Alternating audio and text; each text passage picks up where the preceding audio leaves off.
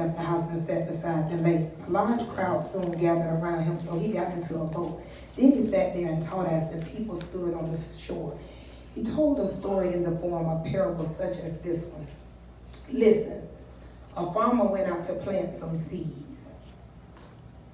As he scattered them across the field, some seeds fell on a footpath and the birds came and ate them. Not all seeds will fall on good grounds, but we have to keep planting them. See, people will take the seeds that you sow, and if your lifestyle don't line up to those seeds, they'll use the word against you. So when you go to plant seeds, you have to make sure your life is lining up with the seeds that you're planting. Chapter 5, it said, other seeds fell on shallow soil with underlying rocks. The seeds sprouted quickly because the soil was shallow, but the plant soon wilted under the hot sun, and since they didn't have deep roots, they died. Sometimes we plant seeds and they'll catch roots suddenly. Sometimes we can go to people and we can witness to them, and when they see our lifestyle, they'll know that it's coming from God, so they'll begin to want to know more about what you know as far as God is concerned. So those seeds that we planted, they take root really fast. Chapter 6 says, but the plant soon wilted under the hot sun, and since they didn't have deep roots, they died.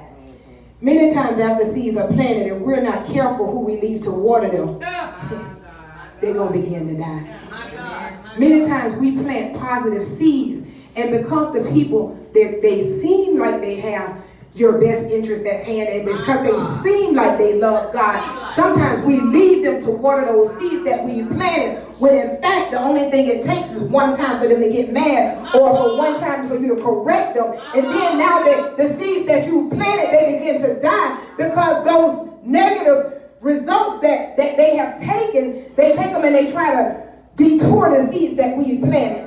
One thing that I heard, and I loved it, and God began to really minister that thing to my spirit. Being corrected is not a form of church hurt. Most people, when they are corrected in the house of God, they want to call it church hurt. I'm going to read a footnote. It said, Jesus used many stories or parables when speaking to the crowds. Their stories compared to something familiar to something unfamiliar, helping us to understand the word. Many times I tell you, God deal with me in a crazy way. He made things so clear that I will totally understand what it is he's saying to me. I'm talking about, I had a situation that happened, and I was like, God, what is this? He said, that's a Pookie situation. So anybody that's seen New Jack City, you know when Pookie got a hold of them drugs, he was around there dancing and acting crazy. He said, that's a Pookie spirit on him. So I could totally identify when they started acting like that. I knew exactly what it was that God was saying because they had that Pookie spirit on them. A couple of weeks ago, I was coming, before I stopped working, I was coming to work, and it was a possum in the middle of the street. And I stopped in the middle of the street, and God gave me a whole revelation about that possum. I pulled my phone up and I began to record it. God said, that's how the people of God are. He said, saints, when you give them the word, they strong, they on fire, they love me. When I do everything that they ask me for, as long as I bring forth what they ask for, they're on fire. He said, but when you look at that possum, he said, he went in some places where he was not supposed to go. So when I break that down, I had to write it down because he said the possum walked into a territory that was not a healthy territory for him. So he began to lose his life, and he began to slowly die. When he broke that thing down, he said, see, some saints, they're well-bloomed saints, but when they get connected with the wrong people and they begin to compromise, then they begin to start slowly dying. But that was a word. Somebody should have caught a hold of that. Somebody should have caught a hold of that. Let's see, now you begin to see less of them. They were on fire. Come on. They was on fire. And that's why we have to be careful to who we're connected to. See, when we're connected with people that mean business with God, When you come with that old crazy talk, they're going to stop you, and they're going to rebuke you, and they're going to correct you, and they're going to tell you, you know, that is not of God.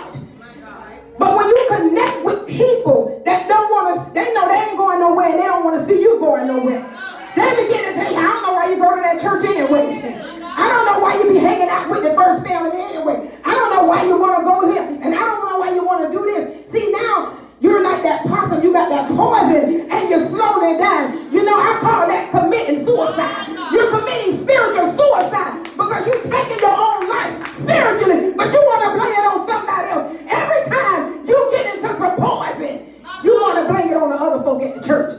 It's always the church people. The church. This is what the church people. This is what the church people did to you. I ain't gonna get ahead of myself. I'm gonna go ahead and read. I'm gonna start at verse number 8. And it said, still other seeds fell on fertile soil, and they produced a crop that was 30, 60, and even 100 times as much as had been planted. We take that as when you come to service and you begin to let the word minister to you.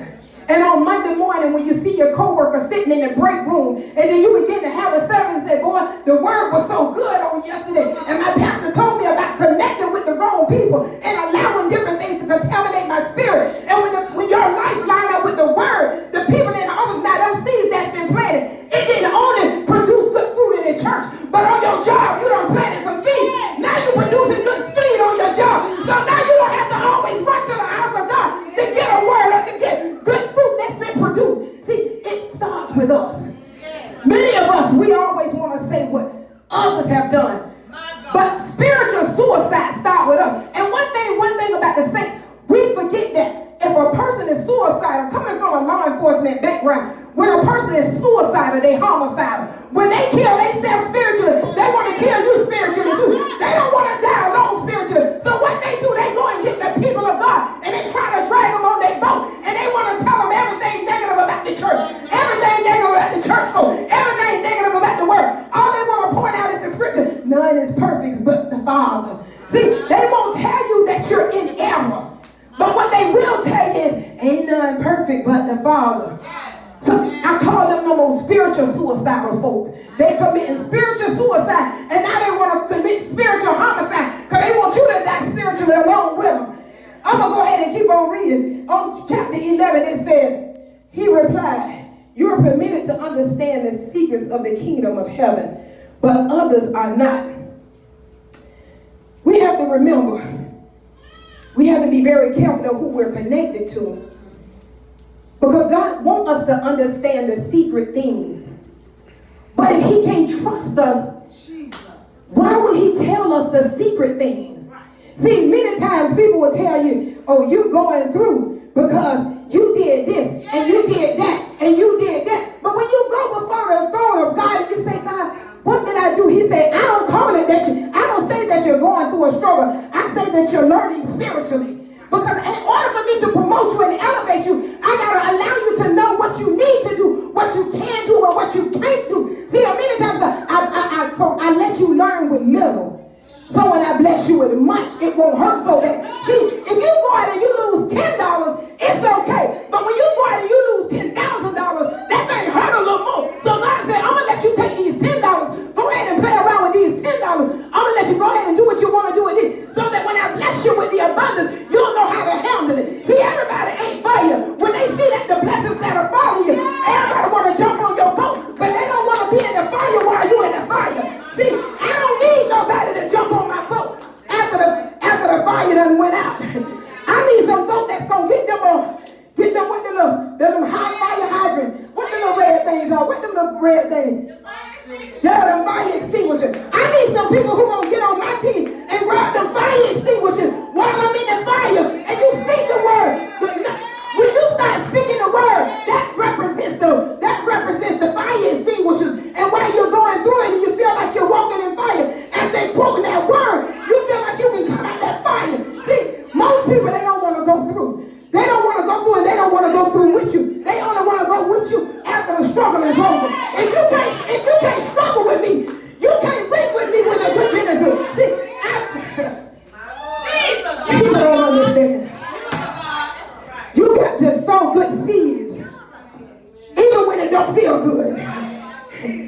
that's when God knows that he can trust you.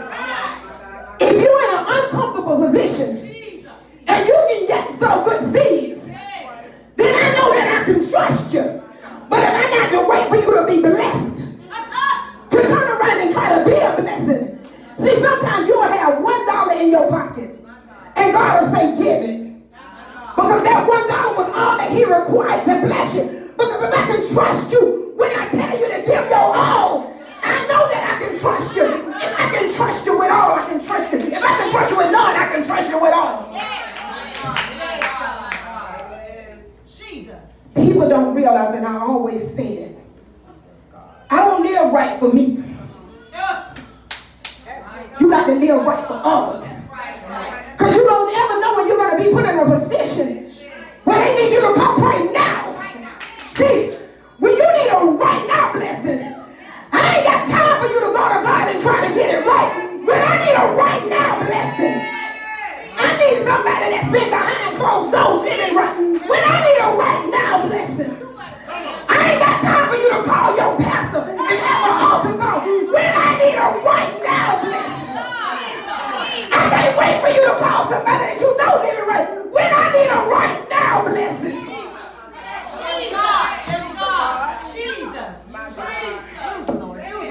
Jesus. You know, people don't even understand how God operates. All they see are the results. And I often tell my son, I say, son, there were so many people that thought they were in line to be drafted, but when the favor is upon you, I don't care what man say. It's what God say. See, many of us got to take the long route. Because folks be just sitting back waiting and say, look what I did. But when God bless you, no man can get the credit. No man can say what I did for you. Oh no, you got to take the long way around.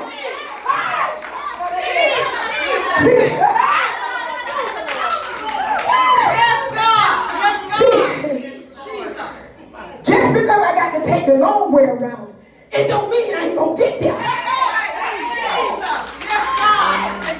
Some people, they get there prematurely and they lose it all because they were not tailor-made for that right now blessing. See, some of us, God, he already promised you he's gonna bless you. You just have to walk in it and believe it and not complain. Because if you got to take the long way, if God said you're going to get there, you're going to get there. He never show you the map. Because too many of us, if God shows us what we got to go through to get to, we're going to stop. We begin to get weary. We begin to get tired. Many times we can run all day. If don't nobody next to you tell you that it's hot outside, you don't get dehydrated until folks start telling you it's hot outside. You been around all day long. You be going on about your business. You be running. As soon as somebody the devil send one of them old pretend saints to come, it sure is hot outside. You didn't even realize it was hot outside. You've been running for 5 hours and you weren't dehydrated until somebody came and spoke. That's why we got to be careful to who's speaking to our lives. We already knew that we had to go through the fire. We already knew that. And many of us know when we're in the fire. But it's when we let those people that don't have your best interest and that are pretending that they love you, when they get in your ear and tell you this and tell you, then you begin to look at your situation. You already knew you was in the fire. Every now and then you got to wipe your sweat. But you got a word in your belly to know, God, let all things, the word of God said all things are working for my good. I might have needed that little sweat because I needed to lay my hair down a little bit. You know how you get a little water, you can lay it down.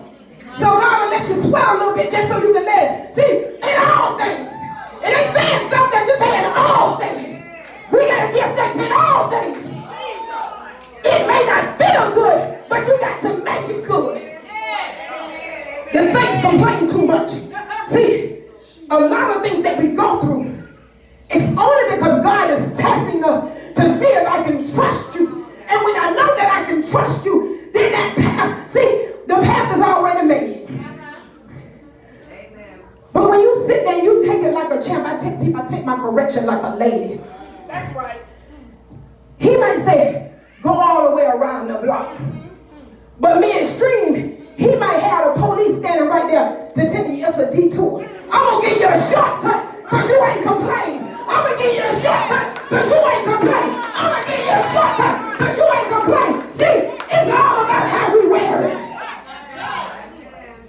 Just because I got to go through it, God has the final say so. We take things for granted and we look at it out of our natural eyes and we begin to get discouraged. But if we always keep our eyes stayed on Jesus. And I'm sick of hearing people talk about depression is real. The word of God said, if you keep your mind stayed on Jesus, ain't nothing about Jesus depressing. See, I don't agree with everything. I don't argue with carnal and worldly folks because the word of God is not ignorant and it don't argue. But I look and I say, that's a spirit. The devil is a liar because if you halfway depressed and you let somebody tell you that depression is real, you're going to be committing natural suicide. Not spiritual suicide. You're going to be committing natural suicide because you have let them tell you that depression is real. But if you get a man or woman of God to tell you the word of God, if you keep your mind stayed on Jesus, it ain't nothing depressing about my God. If he gonna bring you to it, he gonna bring you through it. We have to be careful to the people that we let speak into our lives. When you connect with unholiness, you become unholy. You can't get mad with the people of God that are holy, that no longer want to be connected with you because you're unholy. I can't allow you to contaminate because I've been in the fire too long. I'm not going back to the fire because you want to walk unholy. I can take you being mad with me, but I ain't going through being chastised for having a bad attitude. Because if you hook up with them jokers with bad attitudes and you forget what God has done for you, your attitude begins to shift and folks start looking at you like, that ain't sister. My God. So you got to be careful to who you connect with and what you allow to put in your spirit. That's right. And when you see these suicidal spiritual people committing spiritual suicide, you better pack your bags and run like never before. Because if they suicidal spiritually, they going to be homicidal spiritually. They don't want to see you make it if they don't have intentions on making it. In closing, God wants us to walk in total humility. I don't have to tell you that God bless me because you can see it. That's right. I don't have to say nothing because one thing about the God I serve, he will gonna always validate you. Folk will be saying, what are they doing bad? They looking bad.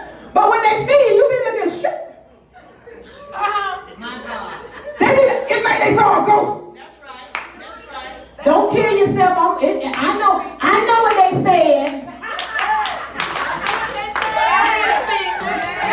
That's what you want to tell them. You ain't got to look like no ghost. I know what they said. My God. You tell them, stop listening to they because they never have a name. That's what you whisper to them. You know when they've been talking about you when you walk in the room. You look good. I always look good. What you talking about? You know when them jokers been talking about you. You look good. They all that they can't say nothing else. You ain't got to tell nobody nothing. Because the God that I serve gonna always validate you.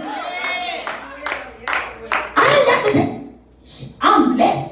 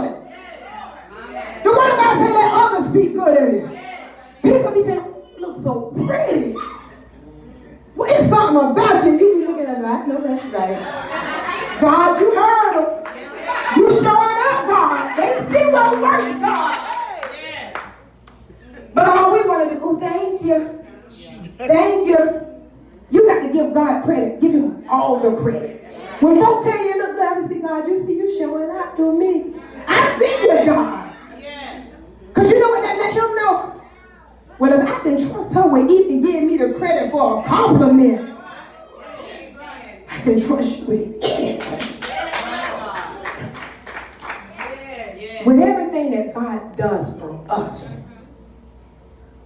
walk in humility. And always remember that the God we serve will always validate you. You don't have to say a thing. That's right. When they lie on you, God gonna send somebody Come on. to tell the truth. If he gotta create an angel, if he got to make an enemy say it, God gonna always validate you. Give God a hand. Let's give Jesus a hand praise. Let's give Jesus a hand praise.